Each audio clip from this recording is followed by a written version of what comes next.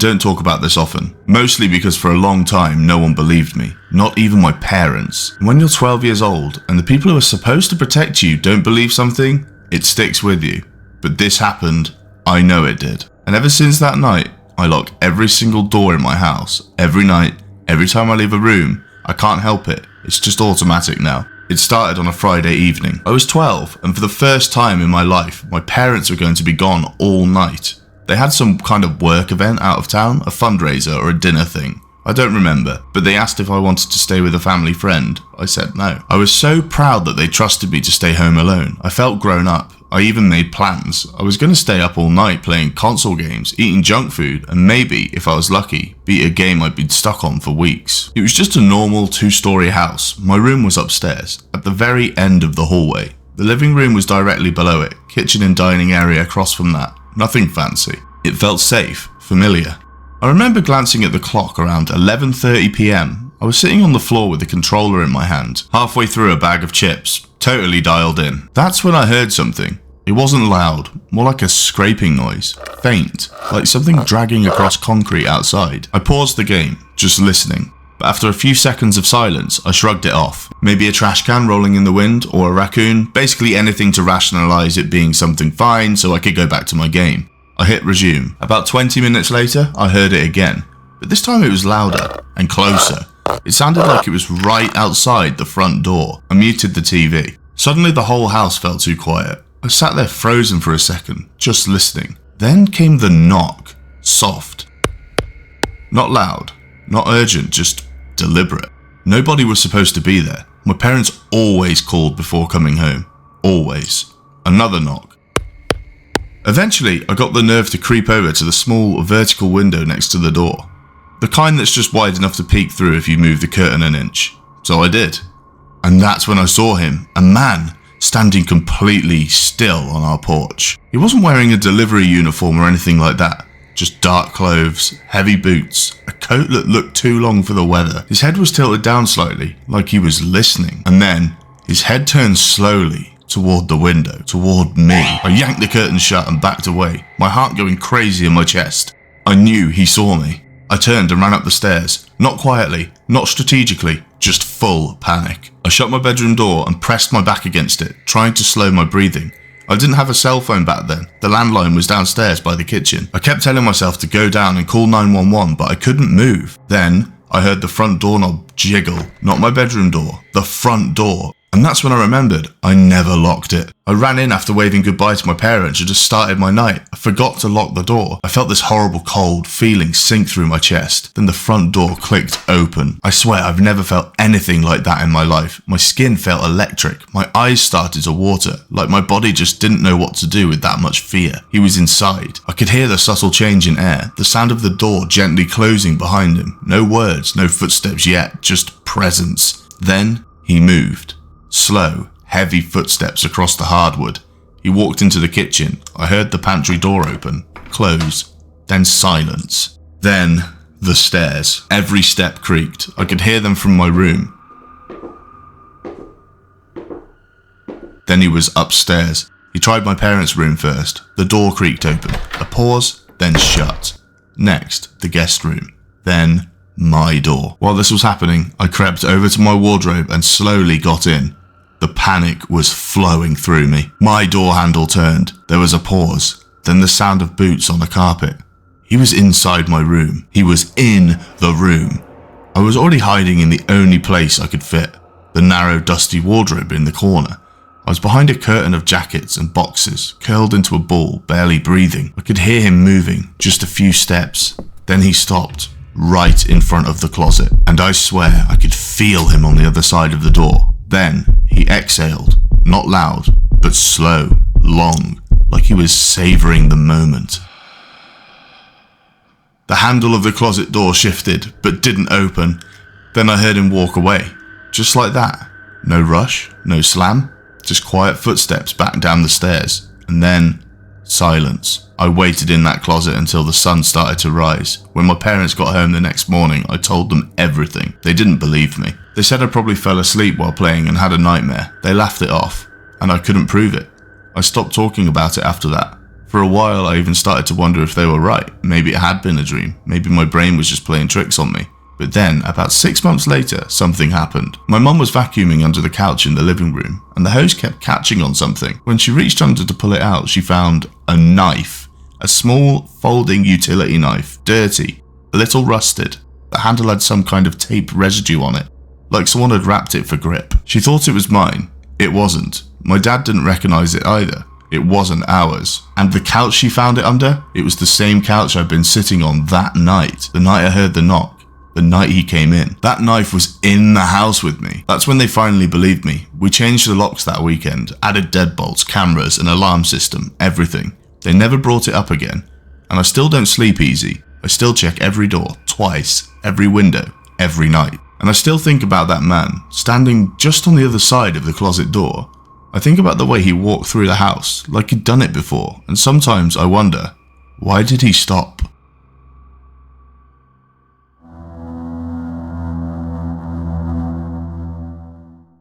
I don't usually dog sit. I like animals, sure, but I've never been the type to seek out pet sitting gigs or anything like that. This was more of a favour. One of those situations where you say yes before fully realising what you're agreeing to. It was late last October when my neighbour Ellen knocked on my door. She's in her late 60s, maybe early 70s, super kind and keeps to herself. She has this little Cavalier Spaniel named Toby. Sweet dog, always wagging his tail when you walk by their fence. Ellen was going out of town unexpectedly. Something about her sister being in hospital, I think. She looked flustered, stressed, and I said yes before she could even finish asking. Her instructions were simple. Feed Toby in the morning and evening, make sure he had fresh water, and let him out in the backyard for a while each day. She left a key to her back door, and that was that. It started off easy. I'd get home from work around 5, walk over, let Toby out, toss a ball around while he did his thing. The sun would usually be dipping below the horizon by then, long orange streaks across the sky, the air starting to get that sharp, late autumn bite. But the second night, something changed. I remember I was standing in the backyard, just scrolling through my phone while Toby sniffed around the bushes near the fence. That's when I felt it, that feeling. You know the one. Like someone's watching you. It was sudden, so sudden it made my scalp tingle. I looked up, slowly, and scanned the yard. Nothing. Ellen's backyard backs up to a tree line. Not woods really, just a narrow strip of trees separating her property from the houses on the next street over. There's a rusted chain link fence running along the tree line, half covered in ivy. It was quiet. No birds, no wind, just stillness. I told myself I was being paranoid. Let Toby finish his business, gave him a treat, locked up, and headed home. But I couldn't shake it. That feeling. That night, I kept glancing out my own kitchen window towards Ellen's house. I couldn't even see her yard from my place, but I just had this gnawing unease, like I'd left something undone, or like I'd been seen. By the third day, I started noticing little things. The gate to the backyard was open when I arrived. I never leave gates open, especially not with a dog around. Then, later that same night, I went back to double check the door was locked, just one of those paranoid habits. As I stepped up onto the porch, I swear I heard movement, like quick footsteps on dry leaves just beyond the fence line. Again I looked, again nothing. But it wasn't just the sound, it was that same pressure, that same sensation crawling up my neck like invisible fingers. The fourth night was when it really escalated.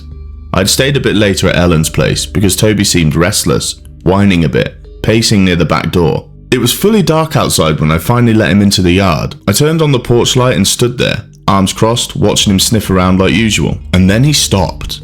Stood completely still, ears perked, staring towards the fence. I followed his gaze and I swear to you, there was a figure standing in the tree line. No flashlight, no movement, just standing. It was hard to make out the details, but I could see the outline. Tall, lean, definitely a man. He didn't move when I spotted him, just stood there like he wanted to be seen, like he wanted to watch me realise he was there. I called Toby, my voice cracked. I tried to keep it steady, but I was full on panicking. He bolted back towards the house, thank God.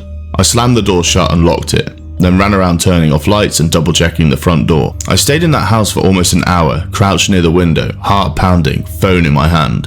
But I didn't call the cops. I don't know why, maybe part of me still thought I was imagining it. Eventually, I dashed across the lawn back to my place, locked everything, barely slept. The next day I went over earlier, broad daylight, and noticed something by the back fence. Wedged between two posts was a small pile of stones, stacked deliberately, 5 of them, balanced carefully like a little cairn. That night I called a friend of mine, Tyler, asked him to come by while I let Toby out. He's not the bravest guy I know, but I didn't want to be alone. We were out back for maybe 10 minutes, chatting awkwardly while Toby did his thing. Then Tyler stopped mid-sentence and said, "Did you see that?" I turned, heart lurching. "See what?" "There was something standing right over there." He pointed to the same spot. I didn't even look this time. I grabbed Toby and dragged him inside. This time I did call the cops. They came, took a look around, didn't find anyone, didn't find footprints, but they did take down a report and promised to patrol the area more frequently for a few nights. I felt a little bit better after that, but only a little. The last night of Ellen's trip was when I realised the man hadn't just been watching from the woods.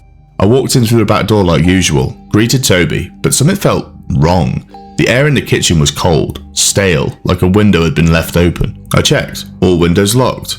I fed Toby, tried to shake it off, but the feeling only got worse. He refused to go outside that night, stood at the door, ears back, tail tucked. That's when I noticed the smell. It was faint, but definitely there, a mix of sweat and something sour. My skin crawled. I checked the house, every room, every closet, and then I found it.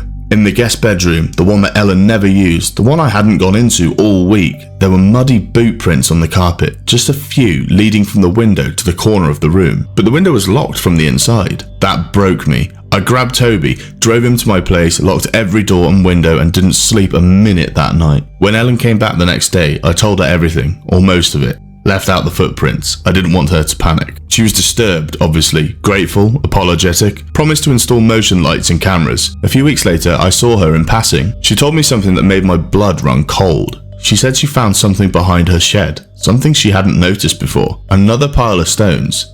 This time, there were 7, stacked perfectly, balanced just right, like someone had been counting. Fortunately, nothing else happened after that. It was 6 months ago now. I just hope that man was caught, or got the help that he needs.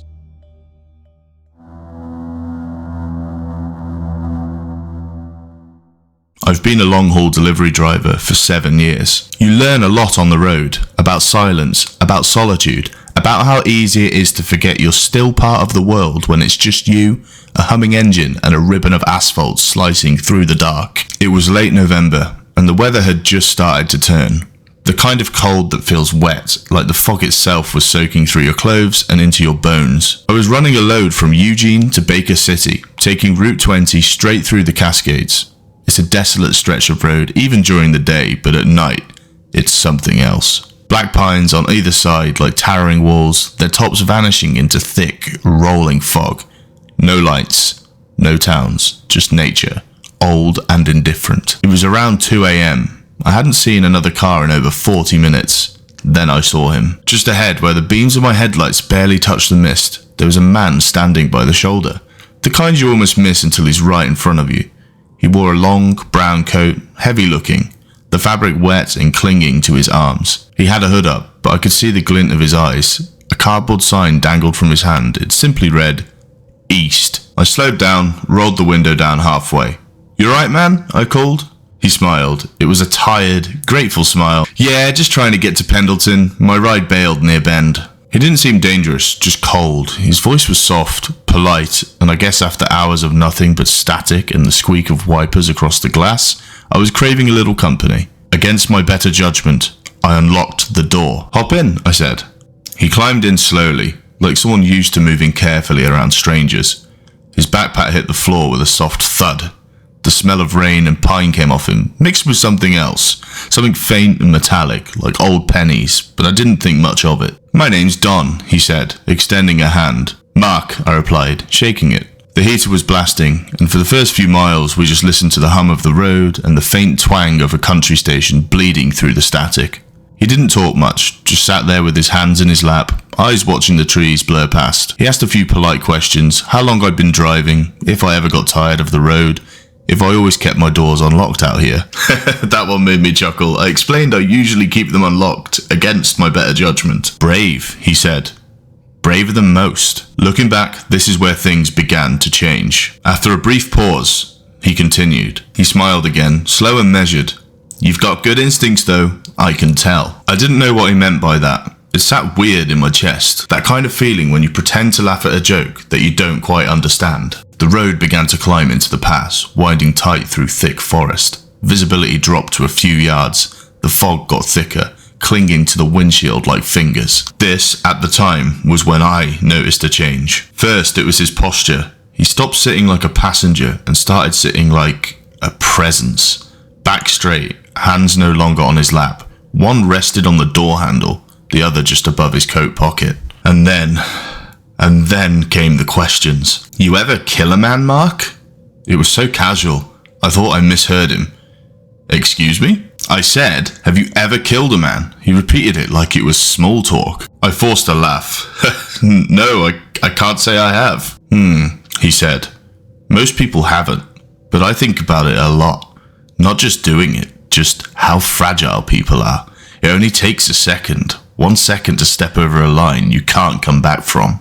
I didn't respond. "Sometimes," he continued, "I wonder what I'd do if the person driving just never stopped. Just kept going past the exit. Just kept driving until we ran out of gas. Wouldn't that be something?" I could feel the pulse in my neck. I turned the music up slightly. He turned it back down with 2 fingers. I liked the quiet better. I kept my eyes on the road. The only light now was from my headlights, stabbing into the white fog like searchlights in a war zone.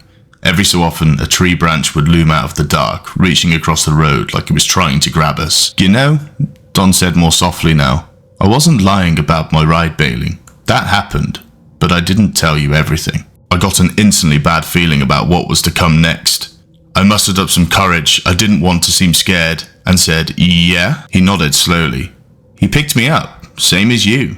Only he didn't ask questions, just let me in." There was a long pause, one of those pauses that seems like it's forever, but in reality only a few seconds. He continued, "I didn't like the way he looked at me, so I stopped him from looking." Don looked at me then, really looked. His hood had slipped back, revealing a long scar that ran along the side of his head, disappearing into his hairline. His eyes were dark, too dark, and they didn't blink often. "You're different though," he said. "You're careful." "What happened to that guy?" I asked, voice barely steady. Don smiled. "He's not around anymore."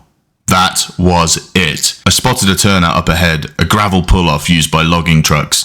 I made a split-second decision. As calmly as I could, I said, "Hey man, I need to check something in the back. Truck's been acting up." "Sure," he said. "I'll wait here." I put the truck in park, stepped out, and walked around back.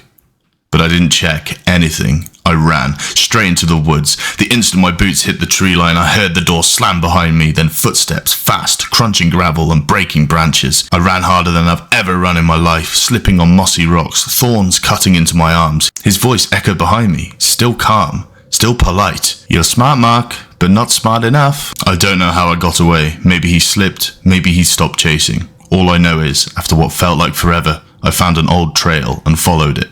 Eventually, I came out near a campground, empty this time of year, but there was a maintenance shed. I broke in, called 911 from the landline. When the police got there, they found my truck. Engine still warm, no sign of Don, just the smell of rain, and a brown coat folded neatly in the passenger seat. Inside the coat pocket, a hunting knife, and a driver's license. But not mine, not Don's either. Someone else's. A man reported missing 2 nights earlier. Now I drive day routes only, and I never, ever stop for hitchhikers.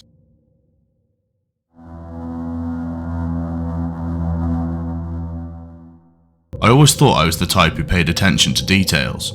As a freelance editor working from home, I spent most of my day alone in a quiet townhouse just outside of Portland. No kids, no pets, just me, my coffee machine, and the gentle tapping of my keyboard. That's why I noticed the small things at first. It started with food, a banana missing here, a yogurt gone there. I chalked it up to my own absent-mindedness. Maybe I ate and forgot. Maybe I left something in the car and tossed it later without remembering it. Nothing felt wrong, just weird. Then I misplaced my favourite coffee mug, the one with the chipped rim and the stupid pun that read espresso yourself. I looked everywhere, dishwasher, sink, cabinets, I even checked the trash. Nothing. That annoyed me more than the missing food. Still, I rationalised. Maybe it cracked and I threw it out without thinking. Then, one morning, I found the bathroom light on. That stopped me cold. I always shut off the lights. I'm meticulous like that. My energy bill proves it. But still, People forget things. People are forgetful. And so was I, apparently. Or so I told myself. It was around that time I started waking up at 3 a.m. Night after night. Not startled, just awake. No noise, no nightmares, just a strange, sudden alertness. I started keeping a glass of water by the bed, figuring maybe it was just stress. Too much screen time? Too much coffee? Who knows? It all came to a head about 2 weeks ago. I had a client Zoom meeting and needed a particular folder of hard copies, old manuscripts stored in the hallway closet. I keep them in a box on the top shelf, right under the attic hatch. When I opened the closet door, I saw a thin line of dust scattered across the floor, except for one spot, where it had been disturbed. A faint trail, like someone had dragged something down. I looked up. The attic hatch was just slightly ajar, not open, just not closed. Now listen, I don't scare easily. I grew up in Chicago. I've been mugged twice, and I drove through a Montana blizzard with no snow chains. But that gap, half an inch of open space above my head, filled me with a quiet dread I can't explain. I grabbed a broom, not a gun, not a knife, just a broom. I tapped the hatch and it creaked upward. Nothing came down. No animal noises, no rustling. I stood there for a full minute, heart hammering, broom in one hand, cell phone in the other. Then I pulled the ladder down. The air smelled stale, dust and insulation and something else, something sharp. I climbed slowly. My attic is unfinished, just beams and plywood, one single bulb dangling from a cord. I pulled it. Light filled the space. And there, in the far back corner, behind some of my old toys from when I was a child, was a nest. That's the only way I can describe it. A sleeping bag, fast food wrappers, empty water bottles, a duffel bag, a small camping stove, and worst of all, my espresso yourself mug, sitting like a trophy on a milk crate. I didn't scream. I didn't move. I just stared at the space and felt something cold run through me. Then I heard it. A whisper of a sound from the far wall. A cough. Not mine. I bolted, down the ladder, down the stairs, out the front door, barefoot. I called 911 from the neighbour's lawn, shaking. The police found no one up there by the time they arrived, but they did find a hidden panel at the back of the attic, an old crawl space that ran above the neighbouring townhomes.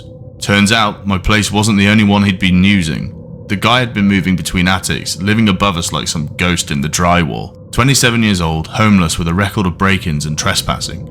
No violent crimes, thank God. He'd been sneaking in through the roof access during construction months ago, making himself at home in whichever attic seemed warmest. Since this incident, I've installed cameras, replaced the attic latch. Still, I sleep with a flashlight beside my bed. That's been my routine every night since the police cleared the place. I check the locks, double-check the attic hatch, review the motion alerts from the hallway cam. Everything's normal, quiet, predictable. But that quiet doesn't quite feel the same anymore. The officers told me he'd probably been there for weeks, maybe months, slipping down when I was out or asleep, living just feet above me, memorizing my habits, waiting, watching. They described him as calm, detached, non-violent, technically, just a trespasser. But they didn't have to sleep under that ceiling. I did. It's not the trespassing that gets to me, it's the intimacy of it, the proximity. It's the moments I can't stop replaying in my mind, like that one time I came back from the store and found the bathroom fan on, or the night I left my phone charging downstairs and heard a soft creak above my bed but didn't get up to check.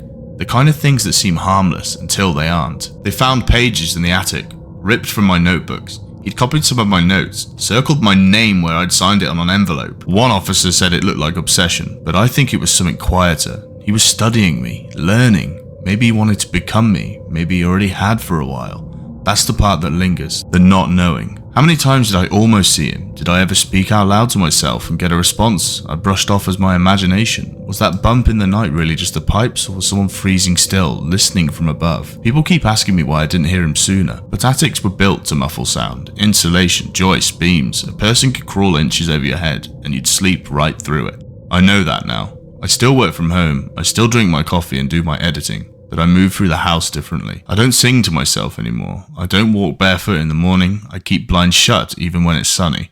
And every so often, maybe once a week, I'll hear the lightest click from the attic hatch where the heat kicks on or the wood contracts. Just a shift in pressure. That's what I tell myself. It always is.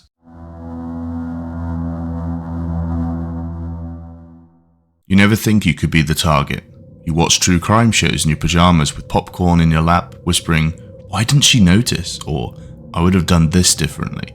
But when it starts happening to you, it's never so clear. It began like most urban stories do, with a smile. I was at the cafe near my office, Crescent and Pine, where I usually stopped for a morning latte. He was already in line, tall, lean, maybe early 40s, business casual with a grey overcoat. He turned and smiled, polite and warm. "Busy morning," he said. I returned the smile. "Aren't they all?" We both chuckled. He asked what I did and I told him marketing in a downtown firm. He nodded and told me he worked in consulting, and that was that. He got his espresso and said, "Have a good one," and walked out. I forgot about him by lunch. 3 days later, same cafe. He was behind me this time. "Hey," he said, almost surprised. "You again?" I smiled, more genuinely this time. "Seems we have a routine." We chatted for longer. He introduced himself as Daniel. I learned he lived a few blocks away from me. Pure coincidence, or so I thought. We walked the same direction for a bit after coffee. Again, harmless. I remember thinking he had kind eyes, the kind that crinkle at the corners. Now that image makes my skin crawl. A week later, I started seeing him more often. Not just at the cafe, at the grocery store, in the park and in my apartment. Once I swear I caught a glimpse of him across the street when I was walking home from work. "Small city," he said when I finally mentioned it. "Funny how often you see the same people." But something about the way he said it made my stomach tighten. I woke up one morning to find a note tucked under my apartment door. "You looked beautiful in the green dress yesterday. That colour belongs on you." I had worn a green dress to work. I live in a secure building. You need a key fob to get in. I told myself maybe someone else let him in. I told myself he was probably just trying to be nice. I told myself a lot of things. My doorman, Henry, told me he'd seen Daniel hanging around the lobby twice, said he claimed he was waiting for someone. I started taking cabs instead of walking, changed my gym schedule, stopped going to the cafe altogether. But it didn't matter. I started getting texts from an unknown number. "Miss your morning smile. Nice lipstick. Red suits you. Why are you avoiding me?" My heart dropped every time my phone vibrated. I reported it to the police. They gave me a report number, told me to block the number to keep records, that they'd monitor the situation. Monitoring meant nothing. Then one night changed everything. It was a Wednesday, late September. I came home to find my front door ajar. I live alone. I always lock the door. When I pushed it open, nothing looked disturbed except the photo on my bedside table. A Polaroid of me and my college friend, Emily. It had been turned face down. No robbery, no mess, just a silent warning. I called the cops. They came, filed another report, dusted for prints. Guess whose they found? Daniel's. He claimed I had invited him over weeks ago, that he had concerns for my mental well-being, since I had been acting erratically towards him. He actually said he entered because he thought I might have hurt myself. To my amazement, it wasn't enough for an arrest, just a restraining order. I got cameras installed, bought pepper spray, slept with a knife under my pillow. Then came the night that sealed everything. 3:28 AM. My phone buzzed. A notification from my doorbell camera. Motion detected. I opened the app. There he was, Daniel, standing at my front door, staring straight into the camera. Not knocking, not moving, just watching. His face blank, his coat soaked from the rain. In his hand was a bouquet of lilies, funeral flowers. I called 911, whispering into the phone while hiding in my bedroom closet. The dispatcher stayed on the line until the cops arrived. Daniel didn't run. He didn't argue. He just smiled when they cuffed him. The police investigation revealed everything. He had a storage unit. Inside, they found dozens of photos of me, some from my Instagram, but many taken without my knowledge. Walking to work, getting groceries, inside my apartment through the windows. He had notes, detailed entries about my schedule, my friends, my dreams, things I had told him in passing that he'd obsessed over. He had even written mock diary entries from my perspective. He was planning to make me see that we were meant to be. Daniel is in jail now, charged with felony stalking, unlawful entry, and attempted burglary. The DA's pushing for more based on evidence they recovered. He's awaiting trial. I moved, changed jobs, I don't go to cafes anymore. I check my locks 3 times every night, and I never assume a smile is just a smile. Not anymore.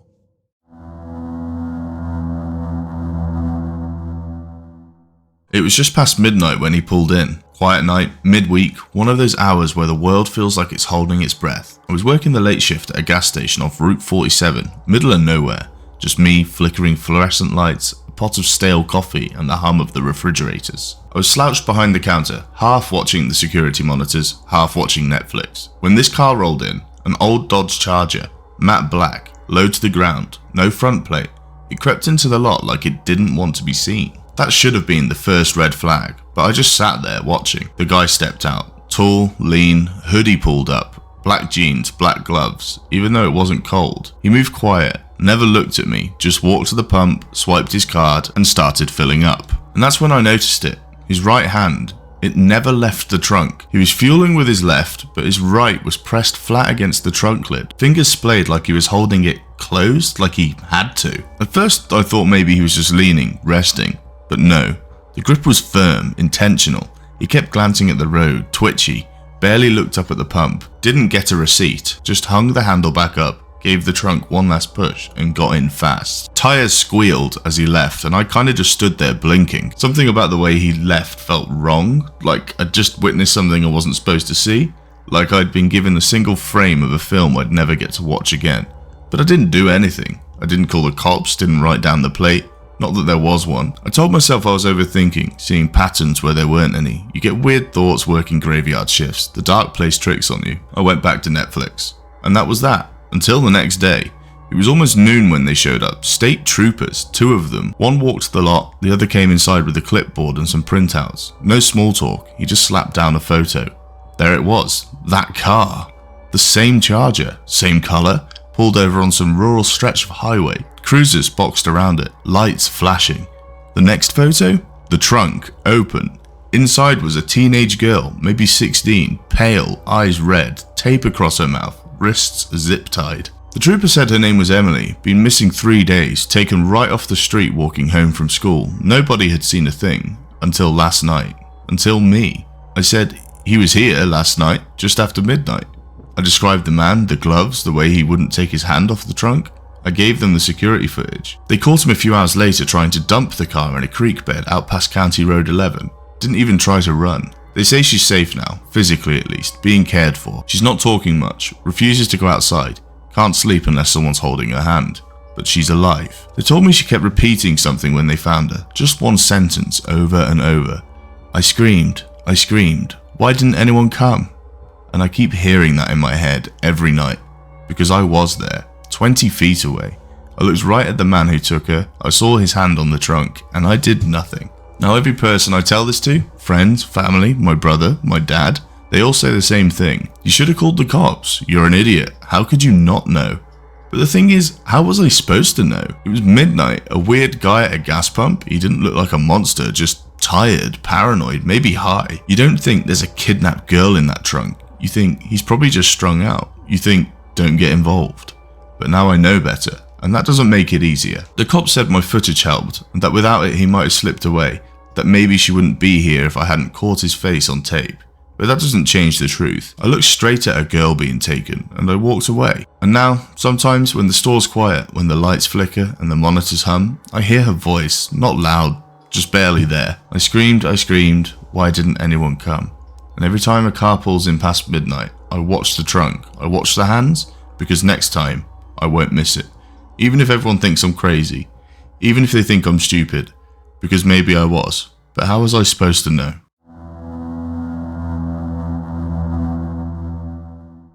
I've been a janitor for almost 20 years. You get used to weird noises in old buildings, creaking pipes, humming lights, air ducts that seem to groan when the heating kicks in. You tune most of it out, but one time something very weird happened in my building. It wasn't just noise, not really. I worked in an old 6-story mid-century office block downtown. Nothing glamorous, beige walls, grey cubicles, those ugly patterned carpets that look static. I worked the graveyard shift, 10 PM to 6 AM, most nights alone. The first time I noticed something was off was mid-January, cold as hell outside, and the heating in the building wasn't great. I was mopping the second floor hallway around 2 AM. That's when I heard it, scratching above me. It was faint at first, soft, like fingernails on metal, but it moved. Started above one room and scraped its way down the ceiling, towards the end of the hall. Slow, dragging. Then silence. I looked up at the ceiling tiles. Nothing. I figured rats, maybe a raccoon got in. Old buildings like that, it happens. A few nights later, same thing, except this time it wasn't just scratching, it was dragging. Like something or someone was crawling through the vents. You know the sound knees make on metal? That dull, shifting thud?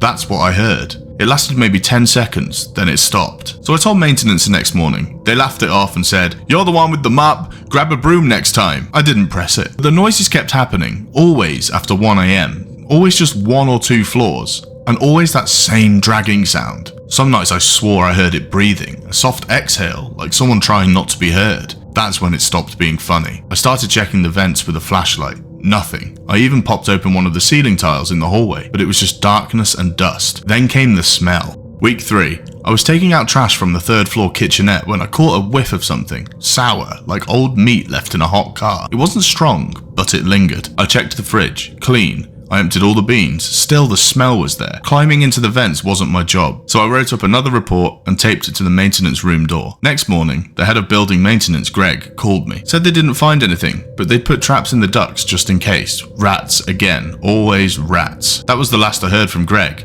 Until 2 weeks later. It was around 4:15 AM on a Friday. I remember because I was cleaning the 5th floor and listening to a podcast. Suddenly, everything cut out. Headphones went dead. Lights flickered. Then, that sound again. Scraping. But this time, it was different. It was above me, and it was fast. Crawling. Too fast. Not animal fast. Human fast. I froze, mop in hand, staring up at the ceiling. The sound passed over me and just stopped. Literally just stopped. I backed away slowly, heart pounding, every hair on my arm standing up. I didn't finish the floor that night. I sat in the break room with the lights on and waited out my shift. Next morning, I called Greg, left a voicemail, told him it wasn't rats, told him someone was up there. He didn't call back. But 3 days later, I showed up to work and found the building crawling with contractors, ladders, panels removed, vent covers off. The air smelled like dust and metal. I caught one of the workers on a smoke break and asked what was going on. He said, "Someone's been living in the ducts." I laughed. He didn't. Apparently when they went to replace some warped ducting on the 2nd floor, they found a nest. That's what the guy called it. A nest. Inside one of the larger vent spaces, a spot above the conference room, they found 3 old blankets, stained and filthy, a pile of candy wrappers and fast food containers, empty water bottles, a small battery-powered lamp, and a pair of women's shoes. They even found a torn photograph taped to the duct wall. Looked like a Polaroid, but faded. They wouldn't tell me what was in it. I asked if they found the person. He just shook his head. I didn't finish that shift. I told my supervisor I was taking sick leave and walked out. But I couldn't stop thinking about it. Someone had been crawling through that building at night, living above the offices, watching. Security said the motion detectors never went off. There were no forced entries, no signs of anyone ever coming in or out, which means they were already inside for weeks, maybe longer.